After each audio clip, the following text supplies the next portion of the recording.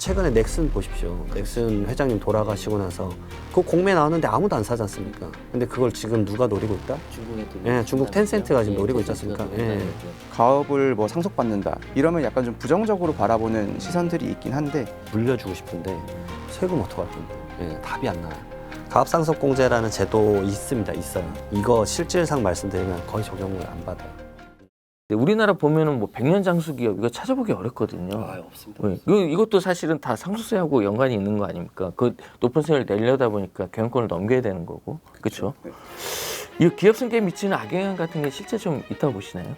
뭐 대기업들 같은 경우에는 이제 뉴스에 나오죠. 그 회장님이 사망하셔서 이제 2세가 경영권을 이어받을 때 상속세를 못 내서 뭐 지분의 일부를 팔았다. 이런 내용도 나오는데 그런 경우들은 뭐 사람들이 그렇게 크게 공감을 하진 못할 거예요. 왜냐하면 너무 먼 얘기니까. 근데 사실 우리나라에 있는 기업들은 대기업보다 중소기업들이 훨씬 많고 그런 기업들은 이제 좀 대부분이 또 비상장 기업이잖아요. 맞습니다.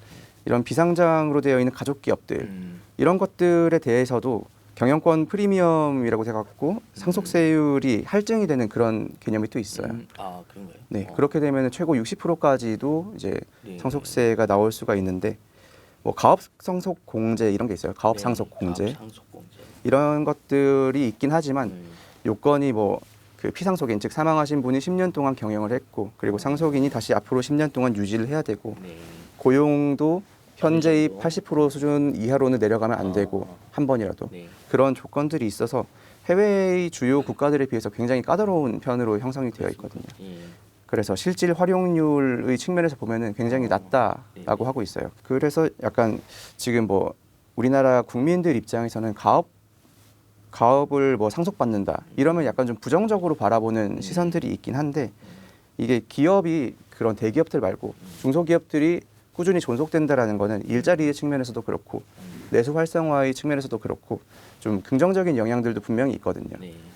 항상 우리가 보고 있는 대기업이 아니고 오히려 더 많은 그 숫자를 가지고 있는 중간 혹은 약간 중간에서부터 아래까지도 포함되는 그런 사람들까지를 다 고려를 할 필요가 있다라고 저는 생각을 좀 합니다. 제가 듣기로도 독일에 같은 경우에 이 상속에 대한 문제가 좀 있어가지고 그러니까 세금 내기가 좀 어려워지니까 이 기업들을 중국 기업들이 많이 인수를 해서 독일이 이 상속세에 대한 이거를 굉장히 규제를 완화했다는 거예요. 그 기업에 대해서 몇 가지 이제 조건을 줬는데 그 조건 자체를 아마 낮춰준 것 같아요. 근데 말씀하신 대로 우리나라가 조금 그 실제 이게 그 기업들의 그 규제, 그러니까 상속세를 낮춰주는 거에 대한 규제가 굉장히 좀 너무 강하면은 사실 이게 효과는 별로 없는 거잖아요. 그런 것도 좀 개선해야 될 필요는 있겠네요. 말씀대로. 예, 세무사진 이건 좀 어떻게 보시나요? 지금 제가 느끼는 이제 예를 들어 중소기업 관련된 협회에서 강의를 하거나 그러니까 오너분들 모시고 뭐 조찬만찬 강의하거나 그다음에 어떤 특정 산업군에 대한 협회에서 이제 강의 요청이 가서 강의 가면 뭐 매출액 2조 막 이런 분들 있으세요. 근데 뭐 몇백억부터 다 있는데 뭐 이미 통계적으로 다 나와 있습니다. 첫 번째로는요, 기업 오너들이 나이가 이제 들었어요. 환갑 이하가 없어요. 근데 그분들 걱정은 딱 하나예요. 왜냐하면 이거를 이제 두 가지 관점입니다. 첫 번째는 물려주고 싶은데 이 산업군을 자녀가 물려받을 만한 산업군인가, 장기적으로 갈 것인가. 그다음에 두 번째로는 물려주더라도 세금 어떡할 건데, 답이 안 나와요. 가업상속공제라는 제도 있습니다. 있어요. 최대 뭐 600억까지 공제를 받는데 이거 실질상 말씀드리면 거의 적용을 안 받아요. 왜 그런 거죠? 요건이 너무 까다로워요. 아까 변호사님 말씀하신.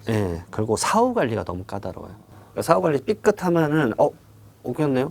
한 번이라도 거기 밑에 떨어지면 진짜 그게 안 되는 거예요? 그러면 이제 무슨 일이 생기냐면 코로나 생각해 보십시오. 그렇죠. 회사 운영할 수 있었냐고. 그러면 바로 이제 때리는 거예요. 이게 실질적으로 연에 한 100건 정도 가업상속공제 신청을 하는데 이 논문 결과 보면 한 몇 년 지나서 추징받는 경우가 7, 80건이에요. 그러니까 대부분이 그런 거예요. 그러니까 안 받으려고 하세요. 지금이야 많이 완화됐는데 지금 완화된 게 이 정도에서 그래서 좀 고민을 하는데 그리고 상속 시점에 이걸 맞추면 늦으니까 가업 증여공제라는 게 있어요. 살아생전에 주자. 그거는 차라리 요건을 맞출 수 있어서 많이 주는 편이에요. 근데 가업상속공제는 자녀가 받을 의향이 없으면 잘못 받았다가 운영 잘못하면 때려 맞으니까 안 하는 조건이 많죠. 그리고 두 번째로는 아까 말씀드렸던 대로 이 대에서 끝내야 되겠다. 어차피 자녀가 이걸 하고 싶지도 않고 세금 너무 비싸니까 그래서 살아생전에 사모펀드에 팔아버리겠다. 진짜 많습니다.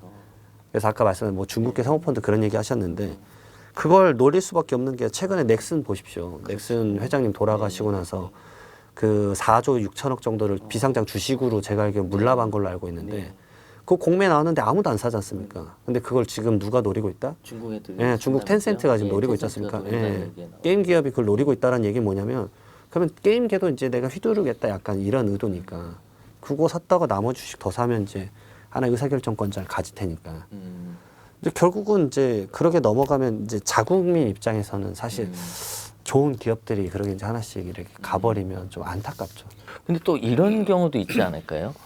그렇게 해서 이제 어떤 혜택을 좀 줘가지고서 많이 지원을 해서 잘 스무스하게 넘겼어요. 넘겼는데 그건 알맹이를 싹 먹고 한 1, 2년 뒤에 별로 경영은 이렇게 하고 싶지 않으니까 또 그때 가서 이제 확 팔아버리거나 이렇게 될 수도 있잖아요. 사후 관리가 그래서 아까 말씀드린 게 기본 5년, 10년이에요. 그리고 이제 그래서 제가 생각한 건 뭐냐면 이 오너 리스크가 우리나라 기업은 대부분 커요. 왜냐하면 오너 중심의 회사가 엄청 많거든요. 그러니까 처음에 주식 가치는 아주 낮았을 거고 회사 운영하면서 이쯤에서 돌아가신 거예요. 근데 문제는 지금 이 상태에서 주식 가치만 높지 잉여금이 많은 건 아니거든요. 왜냐하면 세금이란 건 유동성을 바로 발현해야 되는 거니까. 그렇죠. 지금 자금이 없으니까 제가 말하는 건 과세 이연이거든요. 과세 이연. 이 주식 알았어. 그럼 내가 사를 잘하고 세금 안 낸다는 게 아니야. 낼게. 그 대신 내가 이 주식을 팔 때 낼게. 더 띄워서. 왜냐하면 사실은 돌아가시면요 이 주식 가치가 사실 떨어져요. 그렇죠. 왜냐하면 오너 리스크가 크기 때문에. 그러니까 오너가 돌아가시면 그분 좋았는데 아들은 좀 탐탁치 않지 않아? 막 이러니까 거래처가 확 무너져요. 그래서 다시 이걸 살려가지고 내가 주식을 제 가격에 팔거나 이럴 때 그러면 그동안에 안 냈던 세금 그거를 양도소득세 개념으로 내라. 그러니까 실현됐을 때 내야지 미실현됐었을 때 세금 몇 억, 몇백억 내라고 하니까 기업들은 부담이 큰 거죠. 그러면 이제 세율 자체가 좀 낮아지기도 하겠지만 어쨌든 그거를 나중에 낸다 그러면 기업을 계속 자기가 키워야 되는 그렇죠. 생각이 있는 거예요. 네, 잘 운영하고 그다음에 실현됐었을 때 내는 거니까. 네, 그래서 자기 이익하고도 결부되는 문제니까. 맞습니다. 그래서 과세 이연 시스템을 하는 게 맞다라고 봐요. 전 기업의 그런 이제 상속 같은 경우는 외국에도 그렇게 하나요? 하는 나라가 많아요. 아 그래요? 근데 대한민국은 이 시점에서 바로 당장 내라고 하니까. 그러니까 우리는 지금 R&D나 투자하려고 막 자금 다 쓰다가 갑자기 돌아가시면 황당한 거죠. 이제 이 세대는 이제 사업 좀 해보려는데 상속세 뭐 500억 내세요 하면 이제 돈이 어디 있습니까? 변호사님이 이 포인트에 대해서는 조금 어떻습니까? 결국엔 상속세를 낼 재원이 없게 되면은 그 주식을 팔게 되겠죠. 그러면은 상속인들이 주식을 팔게 되면은 경영권이 분산이 되거나 아니면 아예 다른 회사에 뭐 인수합병되는 형태로 진행이 되거나 해서 기업의 기본적인 가치가 좀 달라지게 될 수도 있겠고 그렇게 되면은 이제 뭔가 기업이 안 좋은 방향으로 가서 소멸되거나 혹은 그냥 단순히 이제 뭔가 회사를 사냥하는 그런 다른 회사들의 먹잇감으로 전락해버리고 끝나는 경우도 있을 수 있어서 그런 측면에서 본다면은 뭐 세무사님 말씀하신 것처럼 조금 보완적인 그 방어책들이 필요한 부분이 있다라고 생각이 듭니다. 근데 이게 참 우리나라 기업에 대한 그다음에 이제 그 이 부유층에 대해서 일종의 편견 같은 게 여전히 사회적으로 좀 있다 보니까 이게 논의가 잘 안 되는 것 같아요. 그래서 이렇게 주장하는 거에 대해서도 되게 뭐 좀 부정적으로 보는 경우도 있고. 근데 그거를 지금 한 번 얘기를 편하게 얘기를 해보면은, 그러니까 이제 상속세를 낮추고 심지어 뭐 폐지를 하자 이렇게 하면은 야 가뜩이나 금수저가 저렇게 막 활개치고 뭐 우리를 열받게 하고 그러는데 금수저 더 생기는 거 아니냐. 그래서 부의 대물림은 막 더 강화되고 사회적 불평등이 심화된다. 이 논리는 여전히 살아 있잖아요. 그럼에도 불구하고 또 한마디 해주신다면 그거에 대해서는 뭐 전혀 뭐 이게 그러니까 타당하지 않은 얘기는 또 아니거든요. 이 그런 비판들이. 맞습니다. 네. 그런 효과가 없다고는 전혀 할 수 없죠. 분명히 있는 부분이 있고, 근데 뭐 아까 처음에 이제 논의할 때 약간 나왔던 이야기 중에 한 개가 기존의 그런 부의 대물림을 방지하고자 했던 자산가층에 주로 이렇게 타겟팅이 되어 있었다면 지금은 자산 가치가 엄청나게 급등을 하는 시점이잖아요. 특히 코로나 이후로 하면서 막 코인도 그렇고 부동산도 그렇고 엄청나게 자산 가치가 크게 형성이 되어 있어서 그러면 그 당시에 이제 그냥 중산층 평범한 사람들에 속해 있던 사람들이 이런 과세 정책상에서 갑자기 그 부의 되물림을 하는 사람, 그런 자산가 층에 발을 턱 들이게 됐단 말이죠.